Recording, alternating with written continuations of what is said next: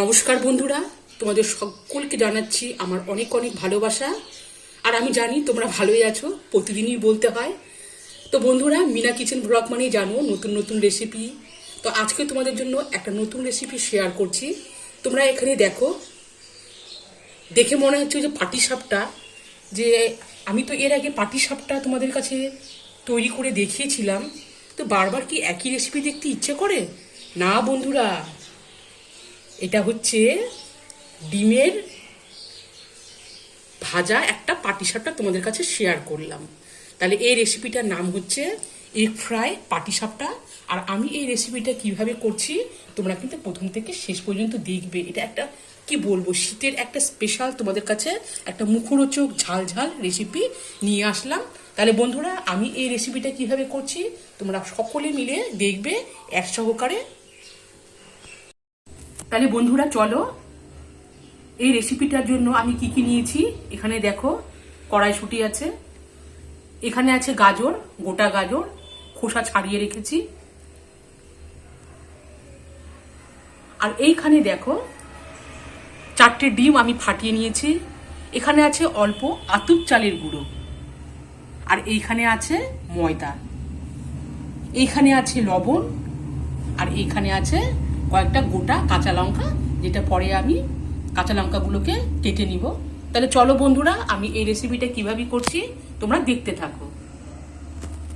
বন্ধুরা, কড়াইশুঁটিগুলো ছোলা হয়ে গেল। আর এই দেখো বন্ধুরা, গাজরটাকেও আমি এইভাবে কেটে নিচ্ছি মেশিন দিয়ে।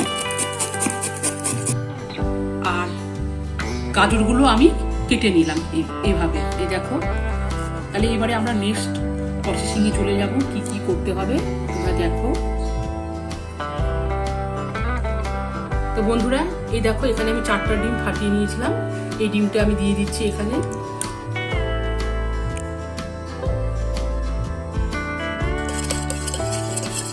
ডিমগুলো দিয়ে এখন আমি নাড়িয়ে নেব। দেওয়ার পরে, ডিম দেওয়ার পরে আমি এখন ময়দা দিচ্ছি। আমি 4 চামচের মতো ময়দা দিচ্ছি। 2 চামচের মতো আমি এখানে দিয়ে দিব আতপ চালের গুঁড়ো। 4 চামচ যেহেতু দিয়েছি আমি ময়দা, সেই জন্য আমি 2 চামচ দিয়ে দিলাম আতপ চালের গুঁড়ো। আর দিয়ে দিচ্ছি এখানে স্বাদ অনুযায়ী লবণ। লবণ দিয়ে আমি এবারও ভালো করে নাড়িয়ে নিচ্ছি।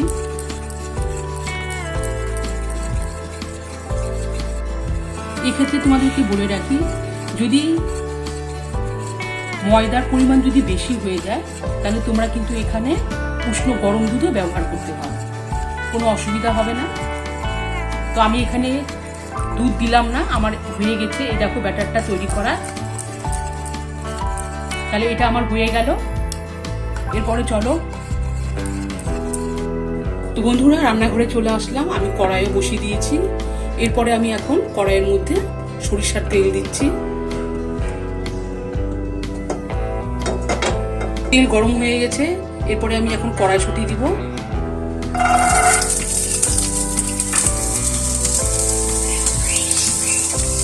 শুঁটি দেওয়ার পরে আমি এখন গাজর কুচি দিয়ে দিচ্ছি।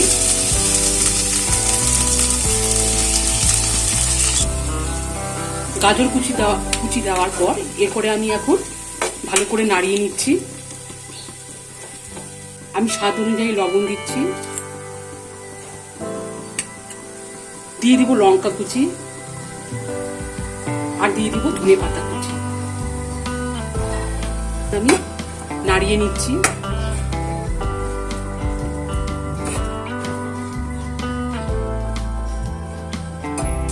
যখনই আমি নাড়াচ্ছি, তো কড়াইশুঁটিগুলো আমি কিন্তু দাবিয়ে দাবিয়ে আমি একটু অর্ধেক করে নিচ্ছি। এই দেখো। আর এক্ষেত্রে আমি চিনি দিলাম না, কারণ যেহেতু কড়াইশুঁটি আর গাজর দুটোই মিষ্টি, সেই জন্য আমি এখানে চিনি দিলাম না। কাঁচা লঙ্কা দিয়েছি, ধনে পাতা দিয়েছি।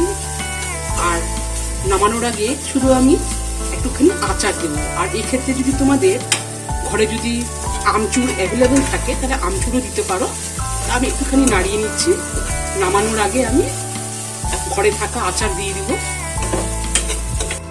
আর এই দেখো আমি একটুখানি আচার দিচ্ছি। যদি তোমাদের ঘরে যদি আমচুর না থাকে তাহলে তোমরা যে কোনো আচারই দিতে পারো। আচারটা দিলে এর টেস্টটা আরো ভালো হয়, টক ঝাল মিষ্টি থাকবে, ভালো লাগে খেতে। তাহলে এইখানে আমি আচার দিয়ে আর একটুখানি নাড়িয়ে নিচ্ছি। এটা একটা খুব সুন্দর রেসিপি তোমাদের কাছে শেয়ার করছি। আশা করছি তোমাদের প্রত্যেকেরই ভালো লাগবে। খেতেও এটা খুব সুন্দর লাগে খেতে। তাহলে আমি এখন নামিয়ে নিচ্ছি আচার দিয়ে। আমি আর এই পুরটাকে আর ওভেনের মধ্যে রাখবো না, এবারে আমি তুলে নিচ্ছি। এরপরে দেখো ওইদিকে তো পুরটা বানাও হয়ে গেছে। এইখানে আমি তাওয়া বসিয়েছি। এই তাওয়ার মধ্যে এখন আমি সরিষার তেল অ্যাড করছি।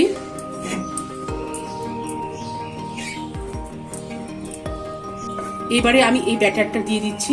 এই দেখো ডিমের ব্যাটারটা দিয়ে দিলাম।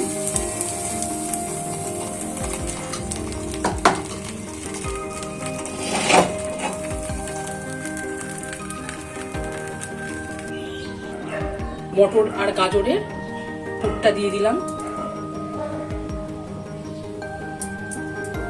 তার মতো এভাবে মুড়িয়ে নেব। দেখো ভালো করে আমি মুড়িয়ে নিচ্ছি।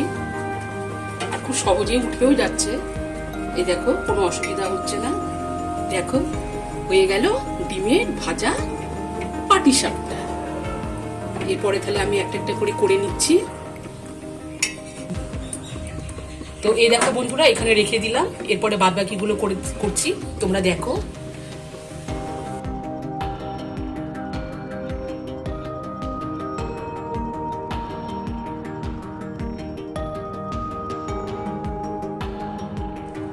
সো গাইস অলরেডি আমার এখন রেডি হয়ে গেল। এই দেখো আমি কিভাবে করলাম তোমরা তো দেখতেই পেলে। এগ ফ্রাই পাটিসাপটা বা ডিমের ভাজা পাটিসাপটা, যেটা আমি গাজর আর কড়াইশুঁটি দিয়ে করলাম। এটা একটা খুব কুচো রেসিপি। এই দেখো তোমরা যদি এটা বাড়িতে না করে থাকো তোমরা কিন্তু বুঝতে পারবে না। আর এটা কতটা লোভনীয় হয় তোমরা বুঝতে পারবে না। ঝাল ঝাল টক হালকা মিষ্টি, সত্যি অপূর্ব একটা রেসিপি তোমাদের কাছে শেয়ার করলাম। আশা করছি তোমাদের ভালো লাগবে, আমি জানি। আর তোমরা অবশ্যই কমেন্ট করে জানাবে। আর আমার নতুন পুরাতন সকল বন্ধুদেরকে জানাচ্ছি আমার এই ভিডিওটা কিন্তু এক সহকারে দেখে আমাকে আমার চ্যানেলটিকে তোমরা সাবস্ক্রাইব করে দেবে। আজ তাহলে আসছি বন্ধুরা, এরপরে আবার নতুন